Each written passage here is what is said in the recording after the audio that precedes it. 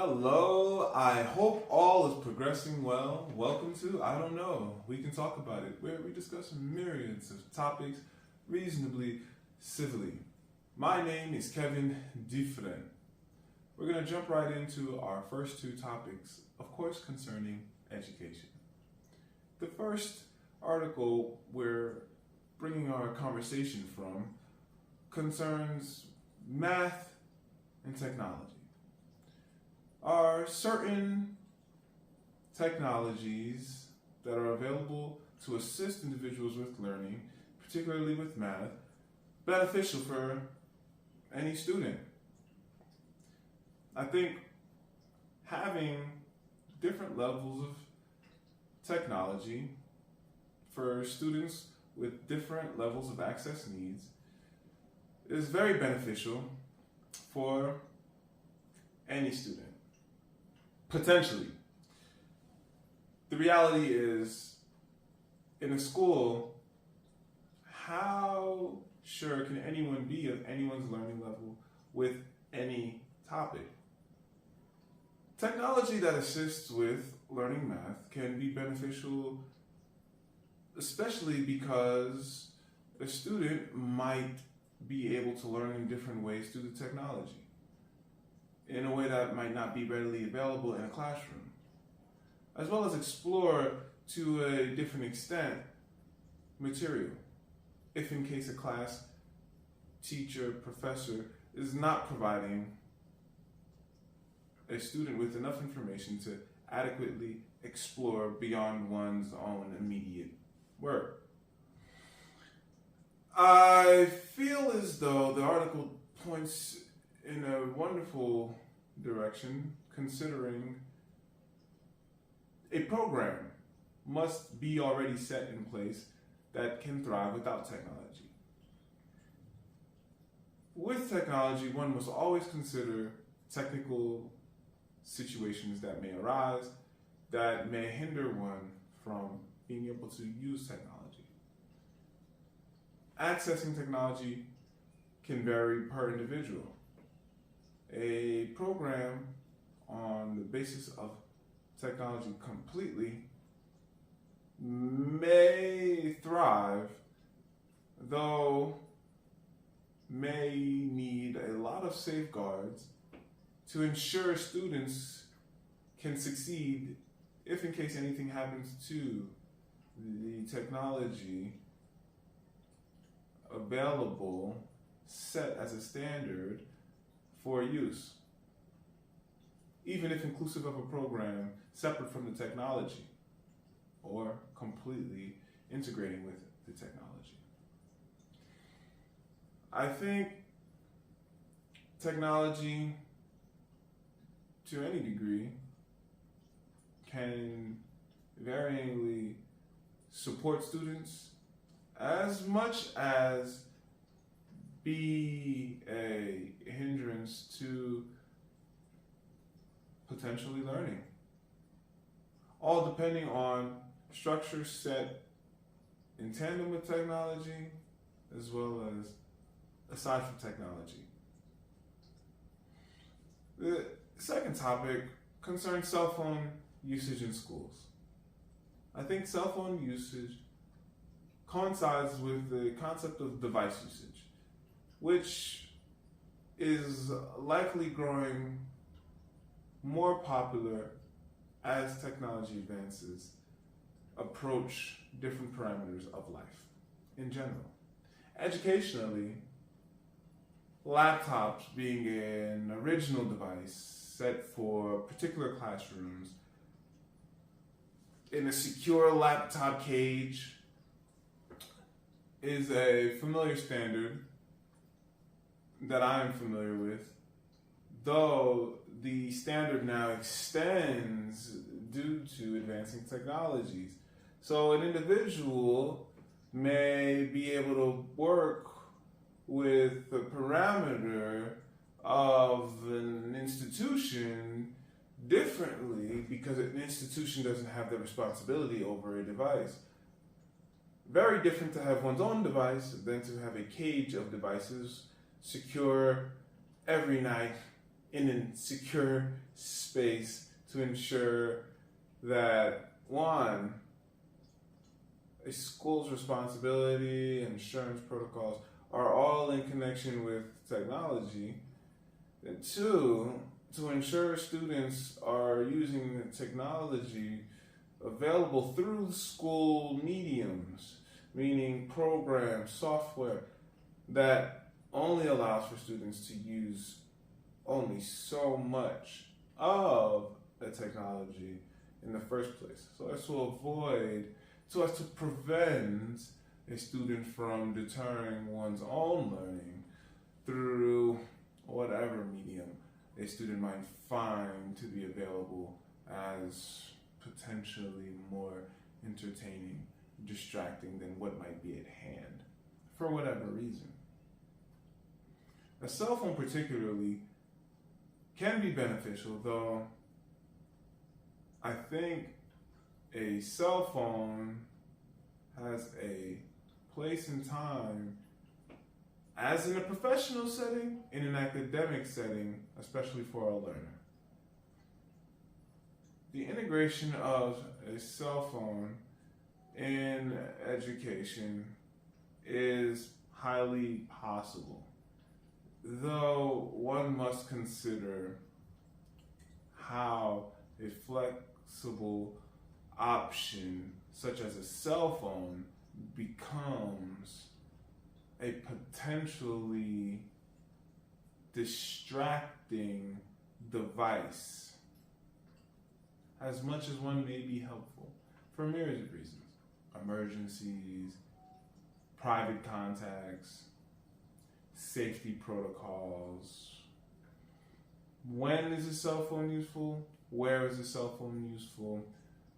Always engaging with a device is adding a medium to where I like to consider is already a middle ground.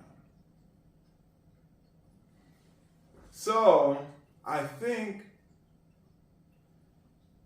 cell phones and learning can work, though mindful use of any device, especially a cell phone, needs attention. If bringing a protocol tutorial like videos of how, when, where to use a cell phone, why to use a cell phone, with who, in the context of education, in an academic setting, in a professional setting, I think that many may benefit from tutorials of the sort, especially because an idea of how to use a cell phone will become more apparent when one pulls out a cell phone, giving an academic institution more structural grounds to make any motion to anyone using a cell phone inappropriately. I do not think an institution needs to go as far as confiscating a cell phone for an entire week or month, though I do feel as though a set time through the day, in the day, if not the actual school day, can be appropriate, especially if behaviors are proving to be consistent in a way that is distracting and harmful for a student's development. Not just as a student, though, as a whole human being. All right. I just want to make sure that we all remember, I Don't Know, We Can Talk About It works in tandem with www.peertures.com. So we're going to take a moment to ensure any viewer understands how exactly to use Peertures in tandem with, I don't know, we can talk about it. We'll be right back afterward with more origami and, of course, a book topic. Hello, welcome to I Don't Know, We Can Talk About It intermission point for www.piatures.com. Welcome to Piatures, where expression, the choice to express in the public sphere, is to bear in the wild your choice responsibilities, where beyond anyone and anywhere else, you will encounter yourself. Aside from Piatures, music, books I've read, publications, merchandise, and of course the About page, the Forum of Piatures works in tandem with I Don't Know, We Can Talk About It. So I encourage you to stay up to date via the YouTube channel, the podcast, or use the forums to be an active participant in future discussions or other discussions. I hope we can continue to grow together. Onward and Upward. Kevin Dufresne. Welcome back to I Don't Know, We Can Talk About It. My name is Kevin Dufresne. We're going to jump right into making an origami. I'm really glad about making origami again. So we can start off with a rectangular paper for this one. We're making an origami hat, plain hat. We just fold down from edge to edge, top edge to bottom edge. Then we're going to fold from right to left. So we're going to have our right edge to left edge. Afterward, we just reopen the sheet. Now what we're going to do is we're going to fold in. So as you can see here, I'm just folding in one side, and I'll show you from this position. See that? Flap in. Then again, I'm going to just fold in again.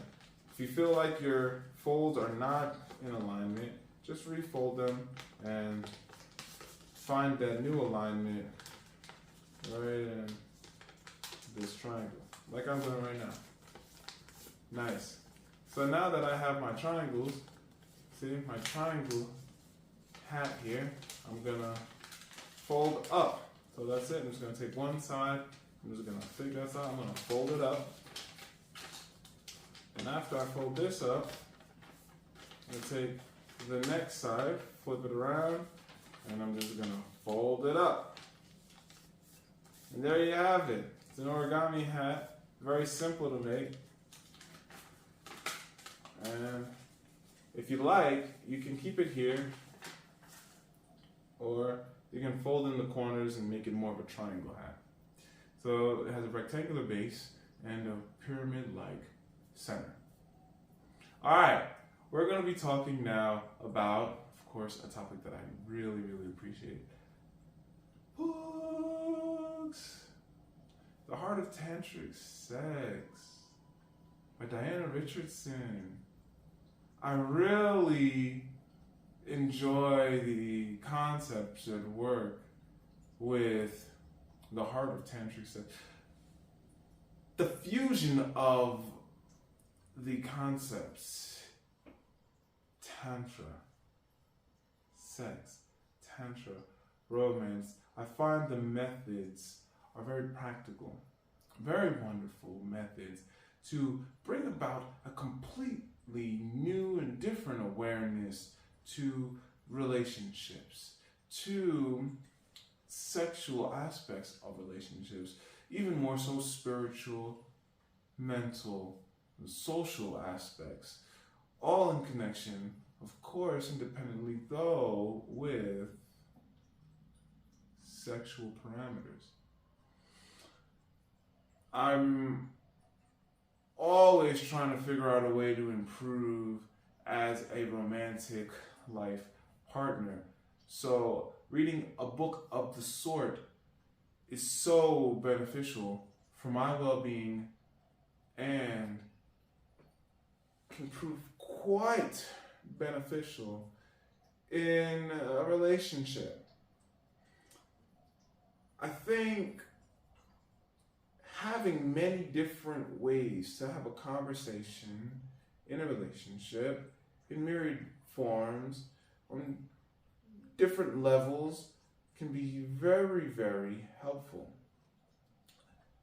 Additionally, I feel as though approaching sexual parameters of a relationship, considering Tantra, makes one more conscious of human presence, human being in connection with another human being. I'm a huge believer, supporter of Tantra methods in the context of which Diana Richardson brings them to the table as highly beneficial for not only one's well-being, though any coupling, the well-being of any relationship, whether being with oneself or another. I think the methods are sound, effective, and may prove very, very, very, very fruitful for growth of any good relationship, as well as individual growth in good ways of oneself, though of course growth of oneself in any way may affect another. And I think mindfully growing aware through parameters of Tantra, sex, infusion, in the context of which Diana Richardson mentions, can be a wonderful approach to growing more aware as a mindful, good human, embracing, creating, exploring wonders of sexual parameters in relation to oneself in connection with another. Thank you for joining me for another episode of I Don't Know, We Can Talk About It. I'm glad to be here where I am, on camera, conversing about anything reasonably civilly. Perhaps I'll see a movie in theaters soon. I hope all is progressing well. Onward and upward. Kevin Dufresne.